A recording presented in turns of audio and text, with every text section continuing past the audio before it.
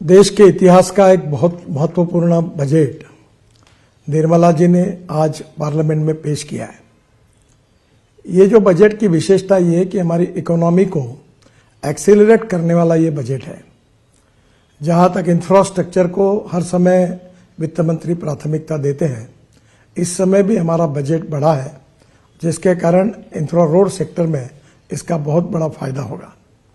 मुझे इस बात की खुशी है कि कृषि विभाग की ओर उन्होंने विशेष रूप से ध्यान दिया है।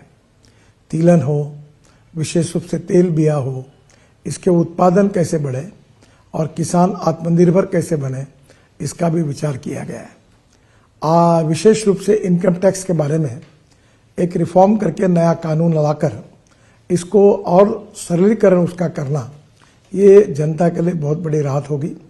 और 12 लाख रुपए के उत्पादन के लिए इनकम टैक्स में जो राहत दी गई है, वो भी बहुत महत्वपूर्ण है। विशेष रूप से मिडिल क्लास का विचार किया गया है और मध्यम वर्गीय, उसके साथ लोअर मिडिल क्लास और गांव गरीब मजदूर किसान, इसमें रोजगार कैसे निर्माण हो और सस्टेनेबल डेवलपमेंट कैसी हो, इसका विचार करते हुए इस बजट ने पब्लिक प्राइवेट इन्वेस्टमेंट को इनकरेज किया है। मुझे लगता है ये बहुत बड़ा सेक्टर है, जिसके कारण नए रोजगार निर्माण होंगे, ग्रोथ बढ़ेगी और निश्चित रूप से देश के विकास में उसका योगदान होगा। जहां तक ट्रांसपोर्ट सेक्टर है, हम 22 लाख करोड़ के फॉसिल फ्यूल इंपोर्ट करते हैं। इकोनॉमिक पॉइंट ऑफ व्यू भी हमारे लिए वो एक बहुत बड़ी समस्या है, पर उसके साथ साथ अल्टरनेटिव फ्यूल और बायोफ्यूल को प्रोत्साहन मिलता है। इसलिए विशेष रूप से लिथियम आयन बैटरी अब सस्ती होगी। Scooter, electric car, electric bus, अब इलेक्ट्रिक ट्रक, इनकी कीमतें कम होगी। जो $150 पर किलोवाट पर आवर थी, वो $105 पर किलोवाट पर आवर आई है, वो $100 के नीचे जाएगी और इलेक्ट्रिक के वाहन और लोकप्रिय बनेंगे, प्रदूषण से मुक्ति मिलेगी और देश में नए रोजगार निर्माण होंगे। इसके लिए भी उन्होंने विशेष रूप से जो टैक्स में रियासत दी है, वो निश्चित रूप से बहुत उपयोगी है। मैं निर्मला जी का बहुत अभिनंदन करता हूं और प्रधानमंत्री मोदी जी के नेतृत्व में आत्मनिर्भर भारत, $5 ट्रिलियन की इकोनॉमी और विश्व की हम तीसरी अर्थव्यवस्था बनने की प्रक्रिया में है, उसमें निश्चित रूप से हम कामयाब होंगे, ऐसा विश्वास व्यक्त करता हूं।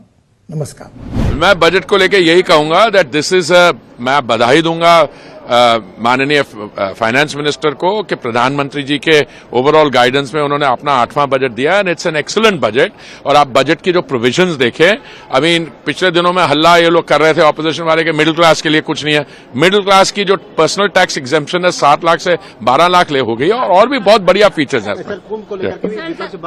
मैंने कुंभ को छोड़िए ना, बजट की बात हम कर रहे हैं और बहुत बढ़िया बजट है। जिसके The way opposition is alleging that this is just because of vote bank, how do you see?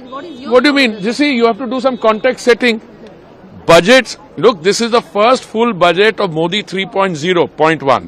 Point 2, elections will happen. This time, this year, election now in Delhi, then in Bihar, and somewhere else. Election, because unless you have one nation, one poll, elections will happen. But you have to do an annual budgeting exercise also, whereas government's existing spending, revenue receipts, expenditure, all have to be looked at. But I think what stands out about this budget, it provides a feel-good factor.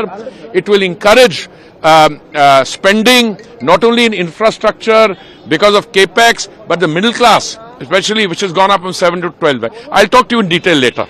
Thank you. ये आत्मनिर्भर भारत के निर्माण का budget है। विकास की ललक, विश्वास की महक और विकसित भारत के निर्माण की तड़फ है। कृषि और किसानों के कल्याण पर सर्वोच्च ध्यान दिया गया है। चाहे किसानों के निवेश की क्षमता बढ़ाने का सवाल हो, किसान क्रेडिट कार्ड पर अब 5 लाख रुपया तक मिलेंगे। कम उत्पादकता वाले जिलों में अच्छे बीज हो, उत्पादकता बढ़ाना हो, कृषि इंफ्रा का निर्माण हो, दलहन मिशन हो, अनेकों सौगातें किसान को दी गई है, कृषि कल्याण को दी गई है। मध्यम वर्ग को भी बहुत बड़ी सौगात मिली है। लेकिन गरीबों महिलाओं और युवाओं पर भी विशेष ध्यान दिया गया है। मध्यम वर्ग की बात करें, बजट की बात करें तो इनकम टैक्स में भारी छूट दिया गया है। ये इस पर यह मध्यम वर्ग के लिए वरदान है। कोई कल्पना नहीं करता था कि इनकम टैक्स में छूट की सीमा 12 लाख रुपए तक हो जाएगी, और इसके लिए बहुत बहुत धन्यवाद वित्त मंत्री जी को और विशेषकर प्रधानमंत्री जी को। बजट है थर्ड लार्जेस्ट इकोनॉमी बनाने के लिए कारगर साबित होगा, जिसमें स्कूली बच्चे, गरीब के बच्चे और हमारे सरकारी स्कूलों को हाईटेक करना, बिहार को मखाना इंडस्ट्री लगाने से लेके नए एयरपोर्ट, ग्रीन हरित एयरपोर्ट से लेके हर डिपार्ट मतलब मुझे अब तक सेकंड टर्म हुआ, इतना शानदार बजट है कि मैं पूरे देश को शुभकामनाएं देता हूं। गरीबों के लिए, मिडिल क्लास, मध्यम वर्गीयों के लिए, सभी के लिए बहुत टैक्स से लेके हर जगह पे बहुत कहीं पर भी बोझ नहीं आया, कहीं एक्स्ट्रा बोझ नहीं लादा गया। मैं साधुवाद यशस्वी प्रधानमंत्री मोदी जी को, श्रीमती निर्मला सीतारमण जी को कि क्या शानदार बजट पेश किया है। पूरे भारत को बहुत सारी शुभकामनाएं। मैं कहूँगी ये मिडिल क्लास की सबसे बड़ी जीत है। ये 240 वोट पर आने की जीत है, क्योंकि जिस तरीके से पिछले 10 साल से मिडिल क्लास की यही मांग थी कि हम लोग सैलरी कमाते हैं, उससे ज़्यादा खर्चा हमारा टैक्स में चला जाता है, ना सेविंग होती है, ना इन्वेस्टमेंट होता है। आज फाइनली उनकी सुनवाई हुई है, तो मैं उसका स्वागत करती हूँ। पहली बात ये, बिहार सोच रहा होगा कि काश हर साल चुनाव हो बिहार में, जैसे हमारी जो केंद्र सरकार है उनके बारे में कोई योजनाएं बता सकें। बिहार में चुनाव आ रहा है, 2 तरीके से पता चलता है, जब ध्रुवीकरण शुरू करते हैं और आम आदमी का बजट अनाउंस होता है। तो बिहार भी उम्मीद कर रहा होगा। बाकी सारा विस्तार से, महिलाएं हों, हमारे किसान हों, युवाओं के लिए रोजगार के माध्यम हो, हम उन सबको पहले देखूंगी, पर उम्मीद करती हूँ उन सबको ध्यान में रखकर, जैसे मैंने आज सवेरे भी कहा था, उनका 8th record term consecutive budget है, वो रिकॉर्ड पार करते हुए वो जनता 1.4 बिलियन नेशन के जो जनता है वो उनको तरफ देख रही थी कि उनको राहत की सांस मिले। I think frankly the applause you heard from the BJP benches was for the middle class tax cut. We look at the details and that may be a good thing. So if you have a salary you may be paying less tax, but the important question is what happens if you don't have a salary? Where is the income going to come from for you to benefit from income tax relief? You actually need jobs. Unemployment was not mentioned by the finance minister in her speech. And the generation of jobs becomes vital because in our country not only do we have record unemployment, but youth unemployment is particularly grim at the moment. We have the world record in youth unemployment and in college educated unemployed. So what is the method to generate jobs for these people? Then they can get salaries and they can cheer the tax cut. But those who don't have salaries are not going to cheer the tax cut. The other concern that many of us clearly have about the budget is that the overall problems that are facing the economy were not addressed. Where is investment coming from? We've seen a decline in foreign direct investment, and we've seen no investment, no willingness on the part of the domestic investors to come in. 23,000 Indian millionaires have left this country and gone to foreign countries. Where is the investment coming from that will in turn generate more manufacturing that can lead to more exports? You can talk about manufacturing mission and export mission, but how do we get there? I think those details we need to study in more care, but I have not heard in the finance minister's speech enough to cheer in those areas. So lots of announcement for Bihar.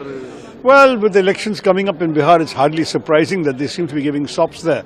Ironic that the party that wants one nation, one election is actually using each election, each state, each year to give them more freebies. They may as well have multiple elections so they can get more applause from their allies. Bihar को कई सारे सौगात मिले हैं, salaried class को काफी राहत मिली है। आप ओवरऑल इस बजट को कैसा देखते हैं? देखिए, आपने पहले बिहार का जिक्र किया, तो बिहार तो मेरी कमजोरी है, बिहार मेरी मजबूती है और बिहार मेरी शक्ति है, मेरी ताकत है। तो आपने बिहार के बारे में कहा, या कुछ बातें हुई हैं जो बहुत लुभावना लगी, जो अच्छी लगी, बढ़िया लगा, वो अच्छा लगा मुझे कि जाहिर एक साथ साथ ये भी महसूस होता है कि चुनाव की घड़ी है, तो कहीं वही सोच कर तो चुनावी बजट पेश नहीं किया गया, और खासकर बिहार को फोरफ्रंट में लेके।